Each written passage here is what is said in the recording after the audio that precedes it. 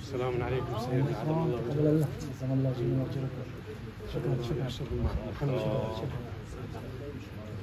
شكرا. السلام عليكم. السلام عليكم.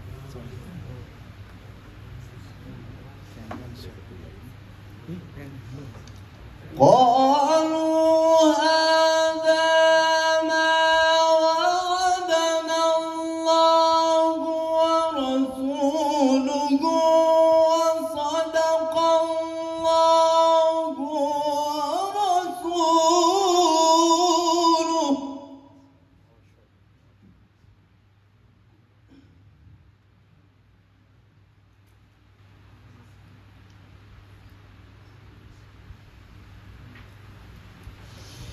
وما زادهم إلا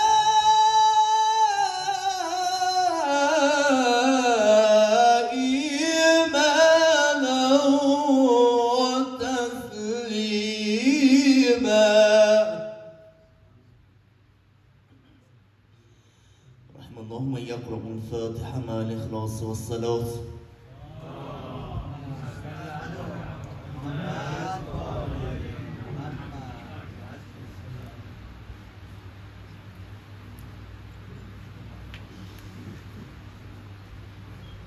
من المؤمنين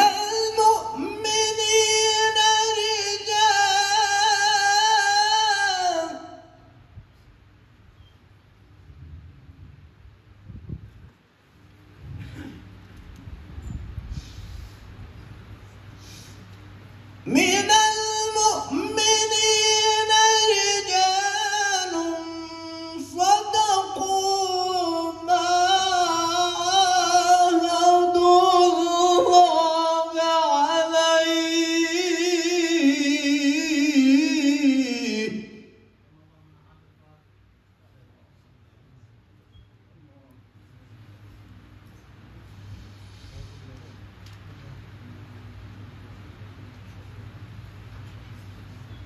من المؤمنين رجال صدقوا ما عاهدوا الله عليه.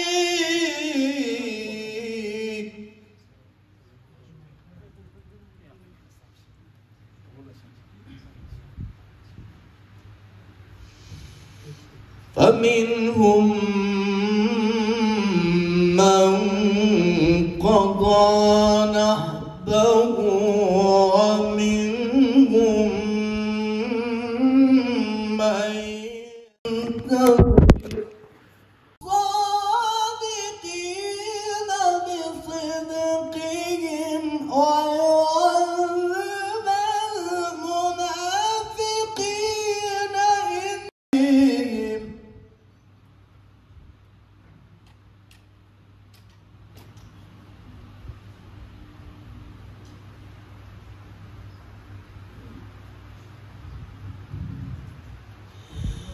إن الله كان غفورا رحيما.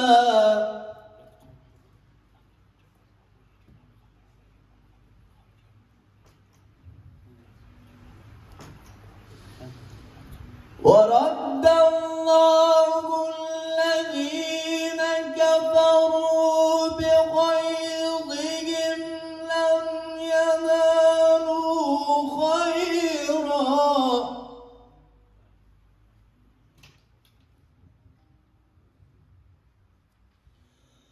وكفى الله المؤمنين القتال.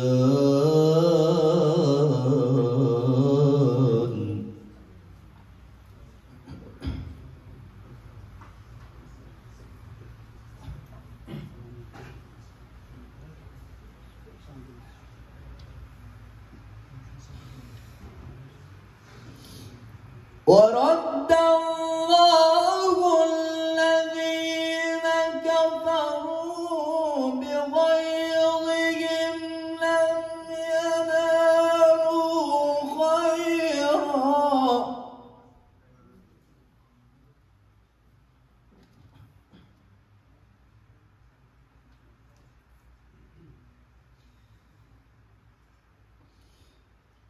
وكفى الله المؤمنين القتال وكان الله قويا عزيزا.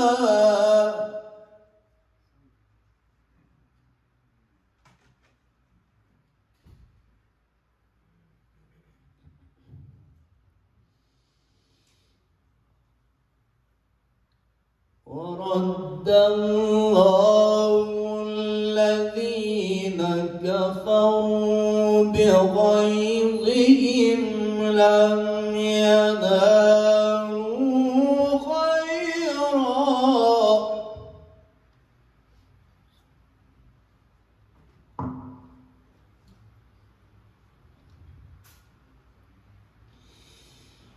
ورد الله الذين كفروا بغيظهم لم ينالوا خيرا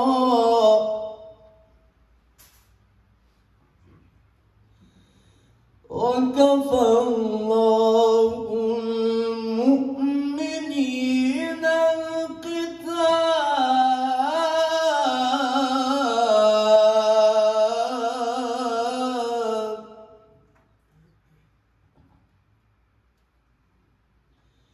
وكان الله قويا عزيزا.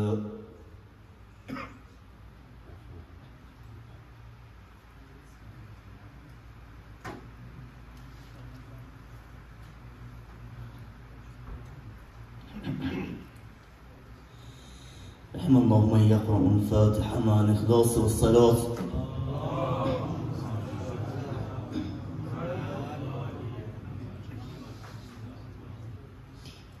ورد الله الذين كفروا بغيظهم لم ينالوا خيرا وكفى الله المؤمنين القتال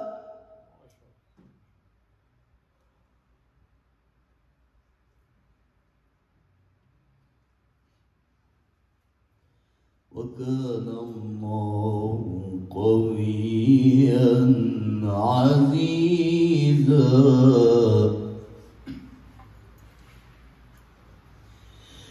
بسم الله الرحمن الرحيم. قل هو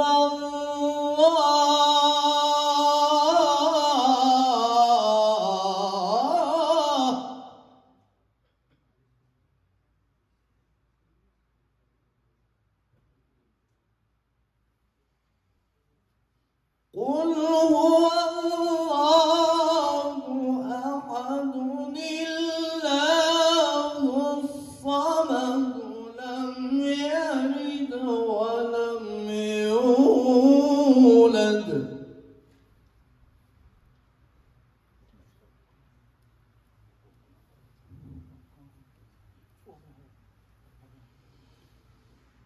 قل هو الله أحد الله الصمد لم يلد ولم يولد ولم يكن له كفوا أحد.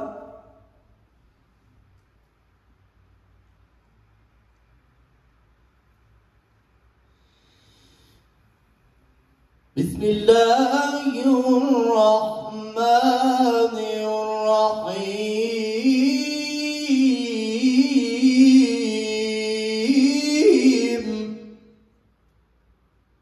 السلام عليكم.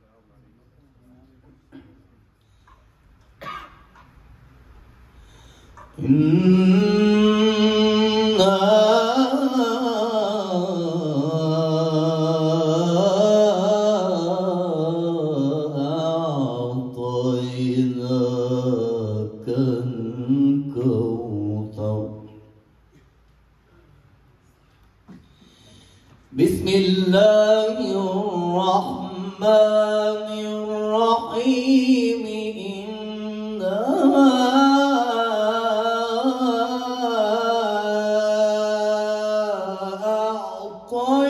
أعطيناك الكوثر فصل لربك وانحر إن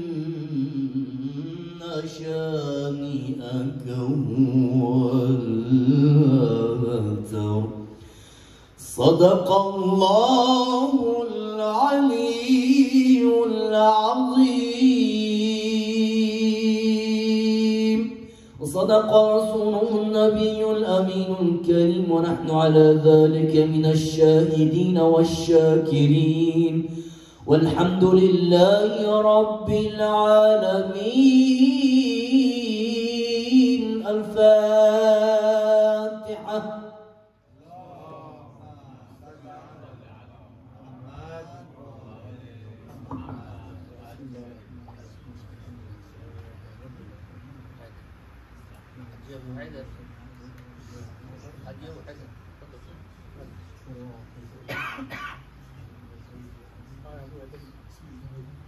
بسم الله الرحمن الرحيم.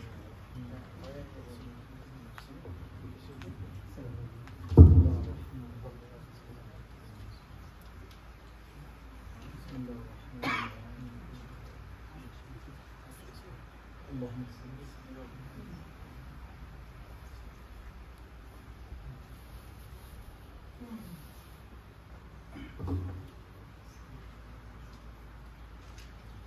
رحم الله من عاد الفاتحة.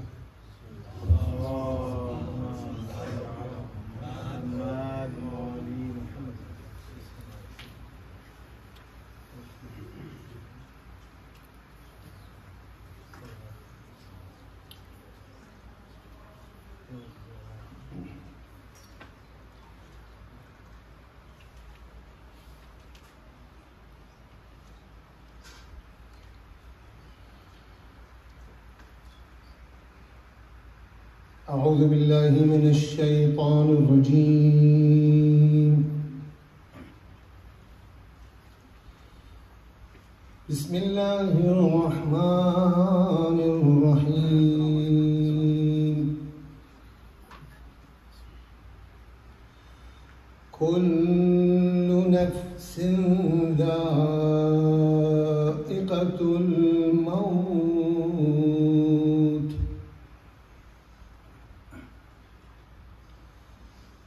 وإنما توفون أجوركم يوم القيامة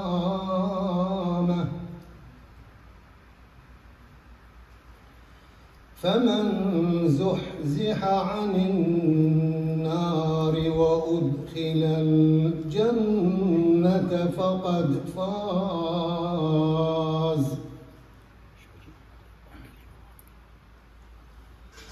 وما الحياة الدنيا إلا متاع الغرور.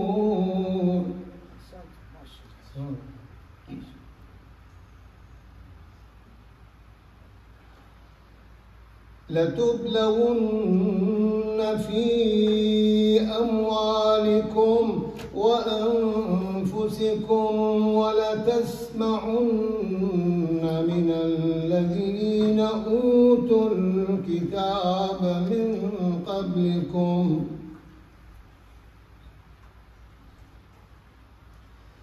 ولتسمعن من الذين أوتوا الكتاب من قبلكم ومن الذين أشركوا أذى كثيرا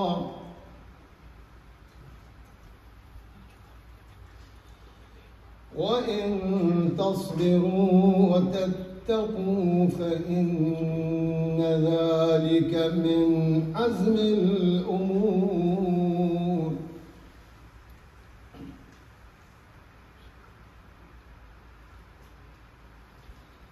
وإذ أخذ الله ميثاق الذين أوتوا الكتاب لتبيننه للناس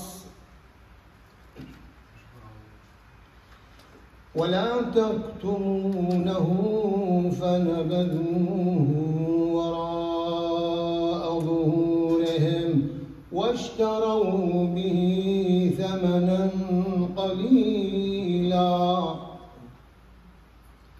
فبئس ما يشترون.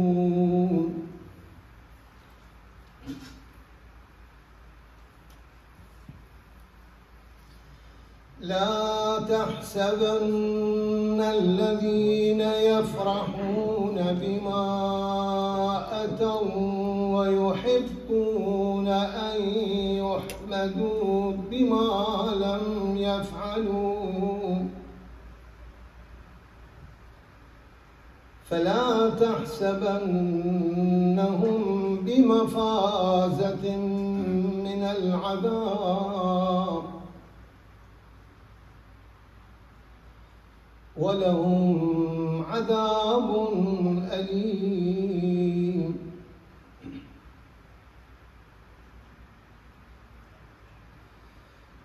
ولله ملك السماوات والأرض والله على كل شيء قدير.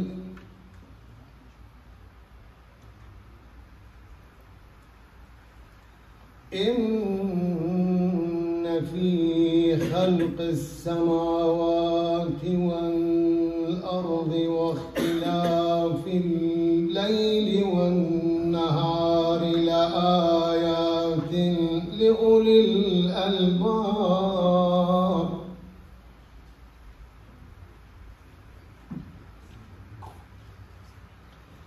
الذين يذكرون الله قياما وقعودا وعلى جنوبهم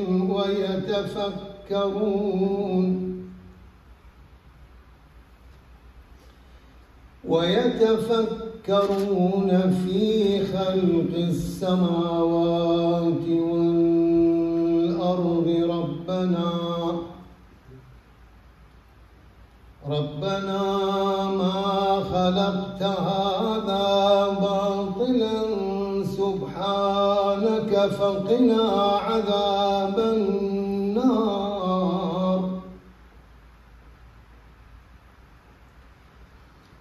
ربنا إنك من تدخل النار فقد أخزيته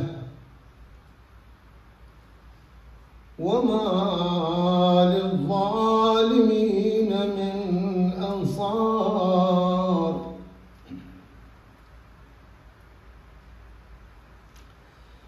ربنا إننا سمعنا مناديا ينادي للإيمان أن آمنوا بربكم فآمنا. ربنا فاغفر لنا ذنوبنا وكفر عنا سيئاتنا وتوفنا مع الأبرار.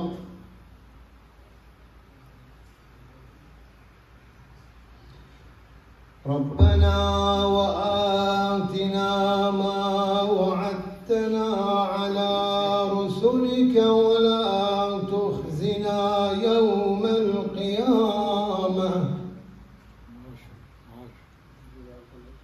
إنك لا تخلف الميعاد.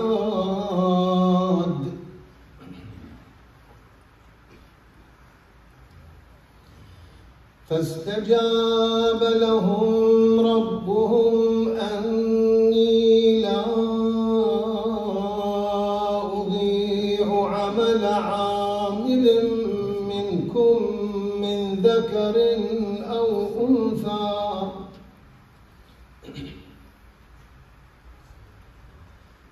بعضكم بعضكم من بعض.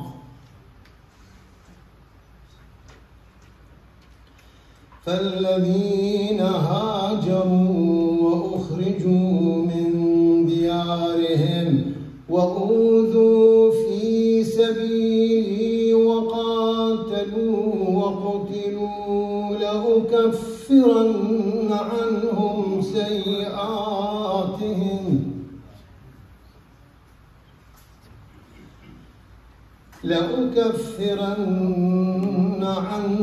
سيئاتهم ولأدخلنهم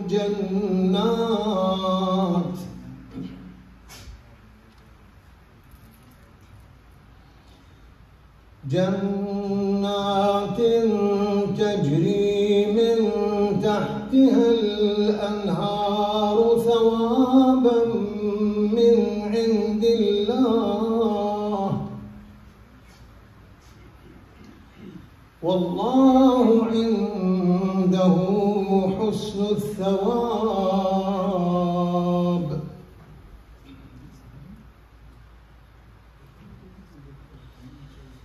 لا يغرنك تقلب الذين كفروا في البلاد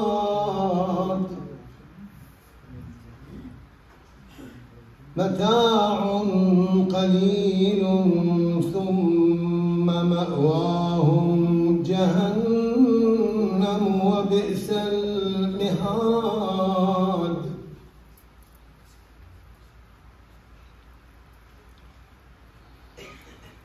لكن الذين اتقوا ربهم لهم جنات تجري من تحتها الأنهار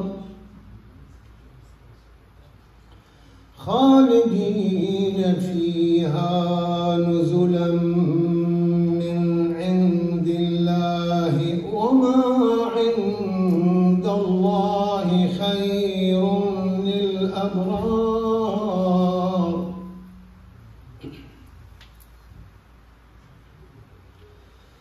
وإن من أهل الكتاب لمن يؤمن بالله وما أنزل إليكم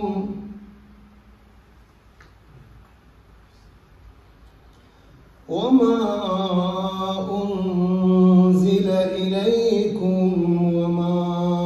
أنزل إليهم خاشعين لله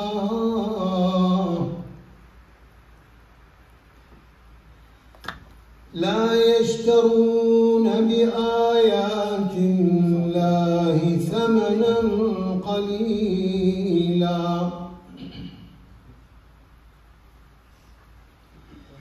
أولئك لهم أجرهم عند ربهم إن الله سريع الحساب.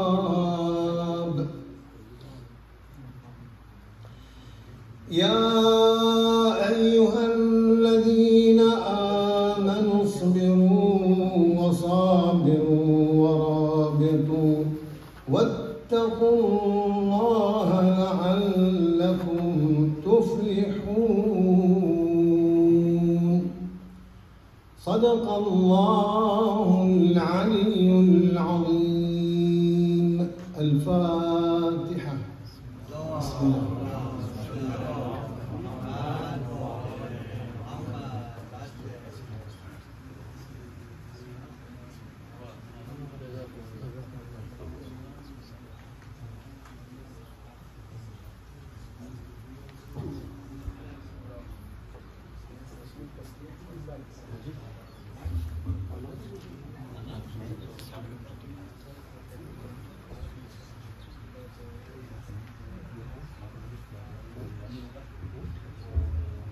أعوذ بالله من الشيطان الرجيم. بسم الله الرحمن الرحيم. من المؤمنين رجال صدقوا ما عاهدوا الله ومنهم من قضى نحبه ومنهم من ينتظر وما بدلوا تبدیلا. شهادت خادم الرضا سید شهیدان اهل خدمت آیت الله دکتر ابراهیم رئیسی و جمع از همراهان خدمتگزار انقلاب اسلامی را محضر حضرت بقیت الله الاعظم ارواحنا له الفدا رهبر معظم انقلاب اسلامی و آحاد شیعیان و مؤمنین اخصاً شما حضار گرامی اعاظم حجج اسلام و سفیر جمهوری اسلامی و دیپلمات‌های همراه و شما بزرگواران تسلیت عرض می‌کنیم.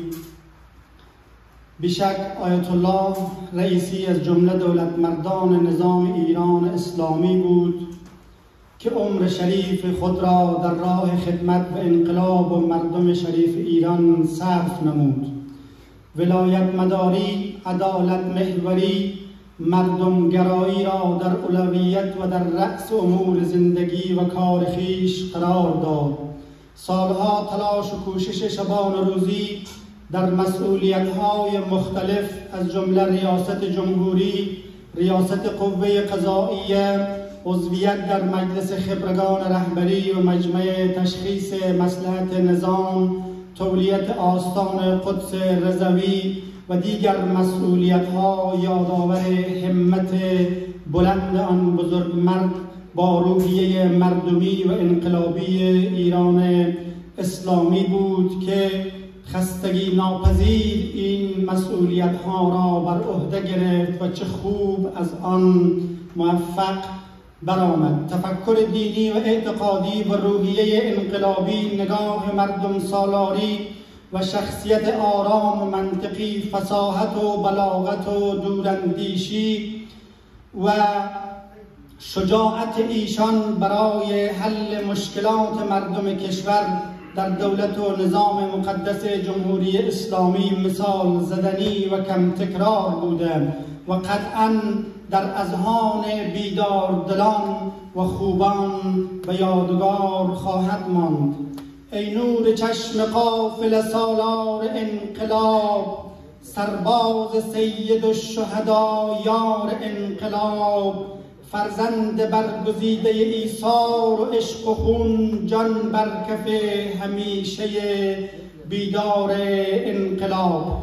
خوشنودی روح شهدای صدر اسلام، شهدای کربلا و این شهدای معزز و گرامی اخیر بر محمد و آل محمد صلوات جلی بفرستید.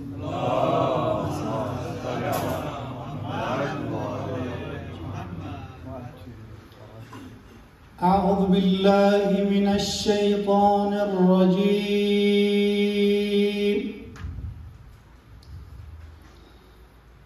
بسم الله الرحمن الرحيم.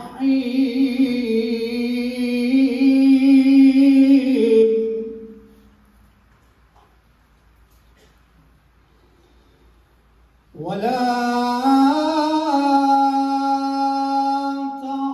تحسبن الذين قتلوا في سبيل الله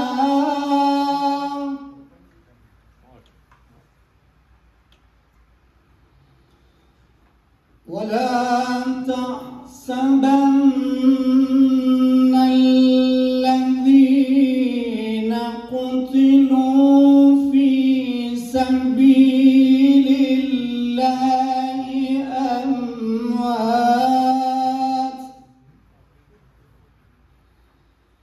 بل أحياء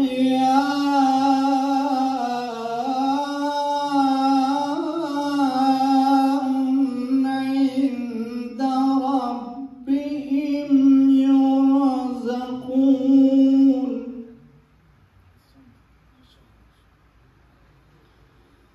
بل أحياء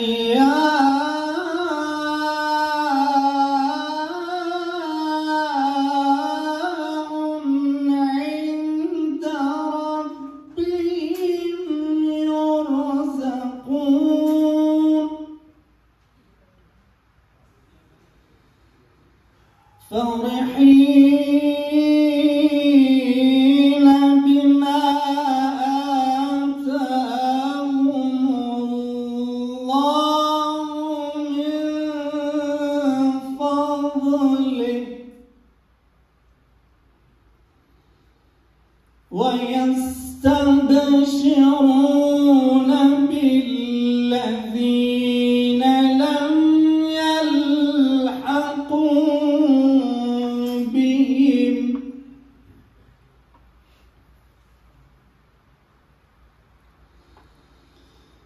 ولا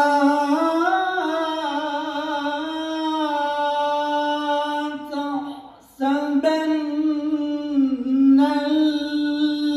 الذين قتلوا في سبيل الله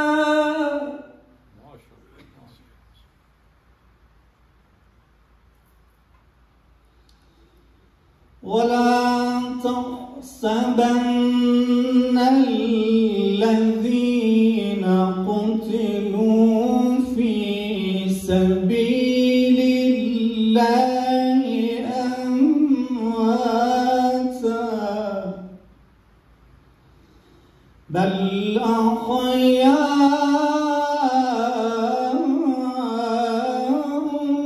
عند ربهم يرزقون صدق الله العلي العظيم. رحم الله من يقرأ سورة المباركة الفاتحة مع الإخلاص والصلوات.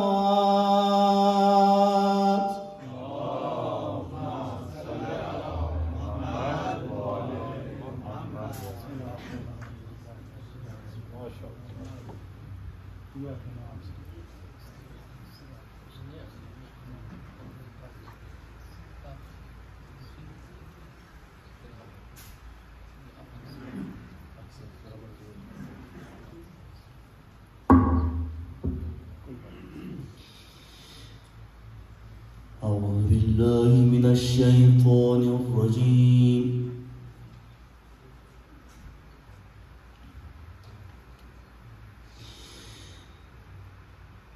بسم الله الرحمن الرحيم.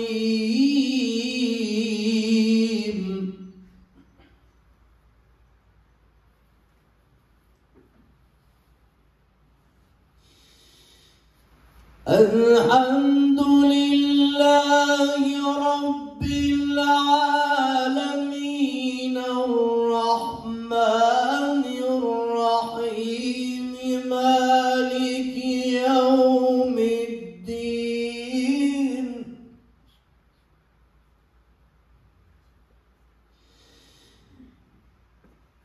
مالك يوم الدين إياك نعبد وإياك نستعين.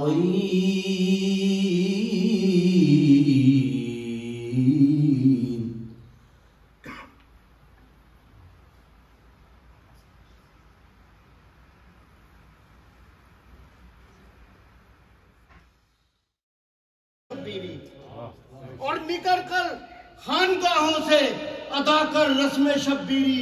दुरूद पढ़े मोहम्मद वाले मोहम्मद।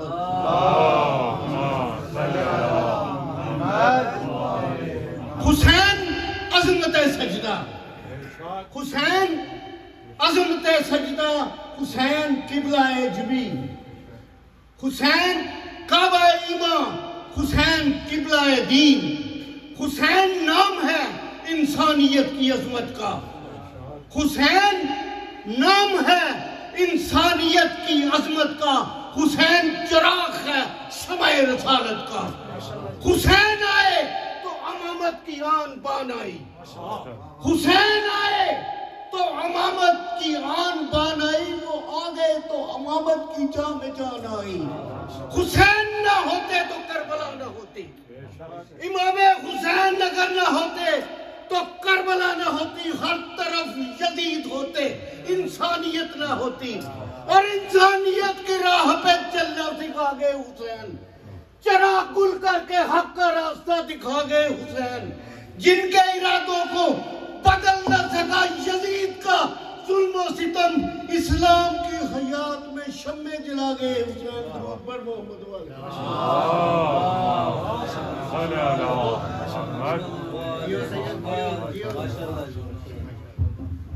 और दिगर बुलंद तर सलावत।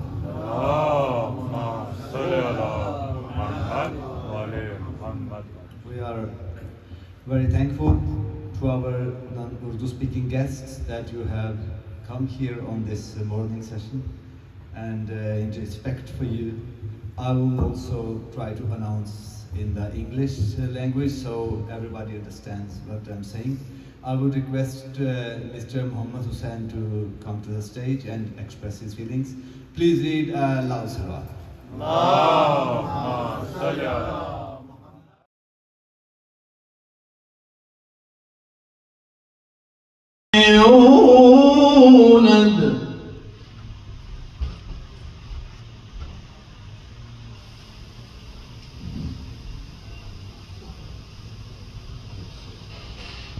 قل هو الله أحد الله الصمد لم يلد ولم يولد ولم يكن له كفوا أحد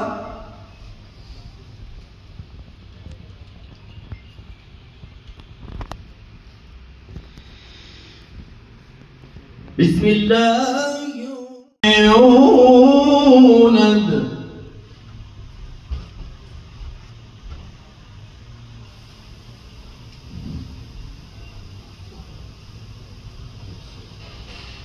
قل هو الله أحد الله الصمد لم يلد ولم يولد ولم يكن له كفوا أحد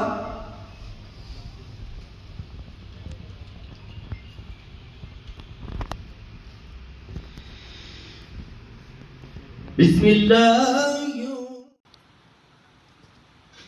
وما الحياة الدنيا إلا متاع الغرور.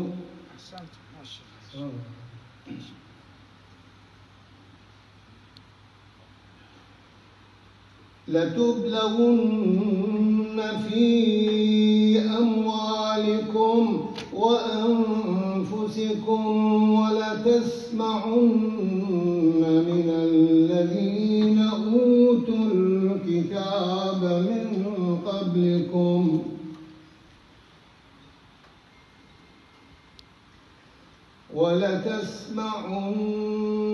الذين أوتوا الكتاب من قبلكم ومن الذين أشركوا أذى كثيرا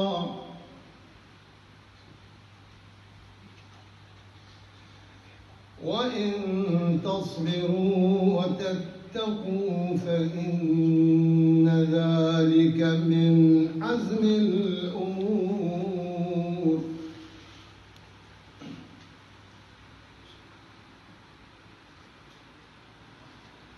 وإذ أخذ الله ميثاق الذين मौलाए कायनात अमीरुल मोमिनीन हज़रत अली इब्न अबी तालिब अलैहिस्सलाम ने कहा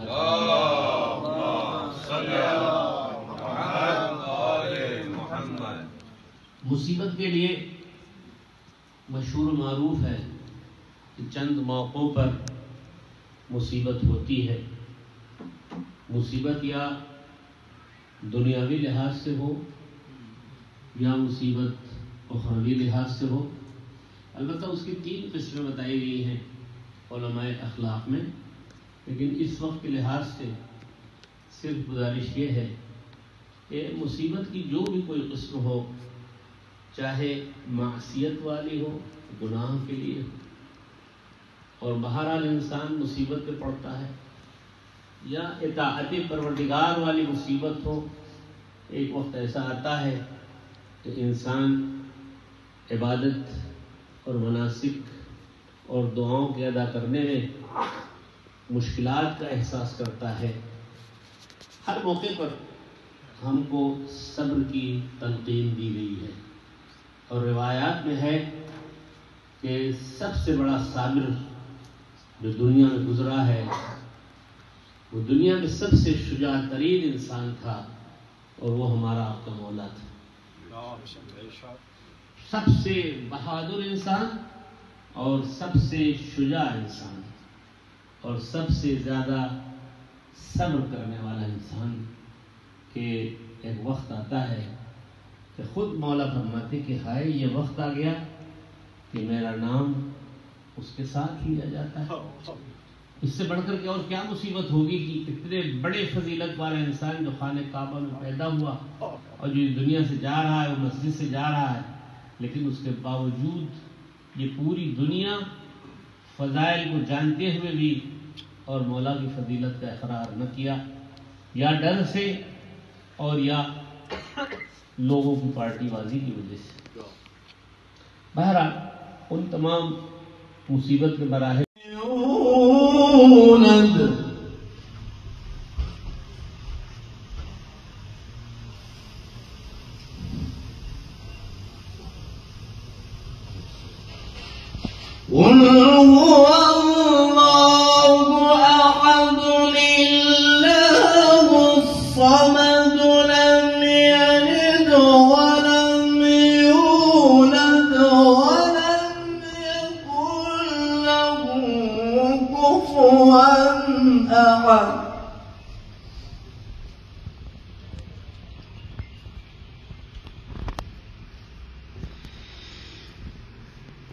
बिस्मिल्लाह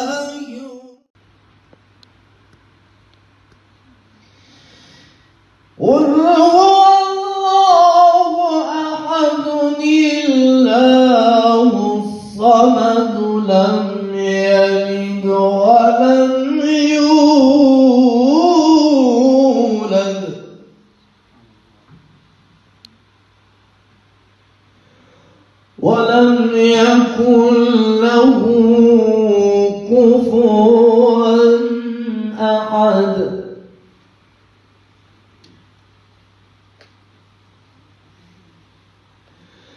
بسم الله الرحمن الرحيم.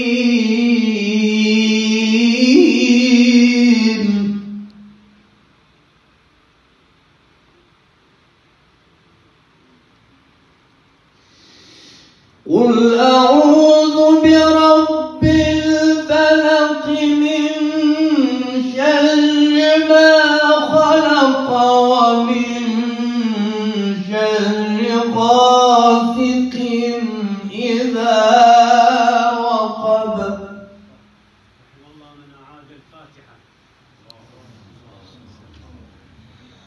ومن شر النفاثات في العقد.